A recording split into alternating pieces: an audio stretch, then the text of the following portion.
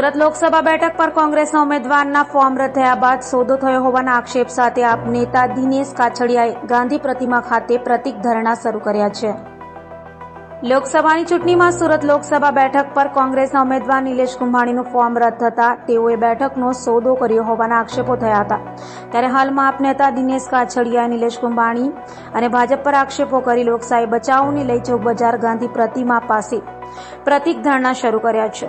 સવારે 10 કલાકે કાછડિયા ચોક બજાર ખાતે ગાંધીજીની પ્રતિમાને સૂતરની આંટી પહેરાવી બાપુને નમન કરી પ્રતિક ઉપવાસ શરૂ કર્યા હતા।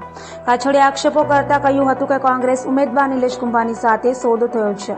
નિલેશ કુંભાણીએ ભાજપ સાથે સોદો કરી 19 લાખ મતદારોનો મતાધિકારનો હક છીનવી લીધો છે।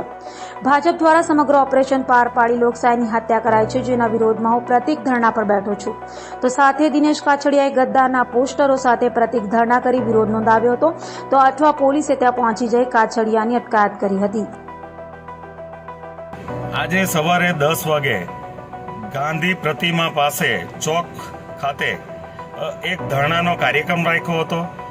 એક મતદાર તરીકે જે આવતું સુરત લોકસભાનું ઇલેક્શન છે એમાં મારે મત મારો કોને આપવો એ માટે ગાંધી પ્રતિમા પાસે લોકોને આહવાન કર્યું હતું કે આપણો મતનો અધિકાર કોઈ 3-4 જણા વેચાઈ જાય તો એ છીનવી કઈ રીતે શકે।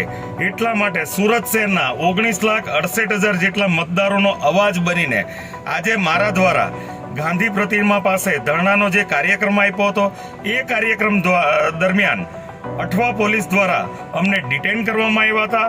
અને હું લોકોને કહેવા માંગુ છું, આ લોકશાહી છે, લોકતંત્રનો દુરુપયોગ થયો છે। મારા મતનો અધિકાર કોઈ કઈ રીતે છીનવી શકે એ બાબતે હું સુરત શહેરના તમામ લોકોને કહેવા માંગુ છું કે તમે પોતે આ લડાઈમાં જોડાવ।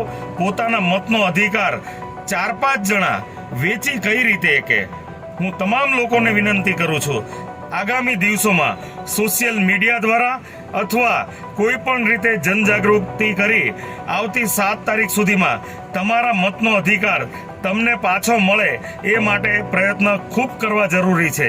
દિનેશ કાછડિયા, પૂર્વ કોર્પોરેટર, સુરત મહાનગરપાલિકા।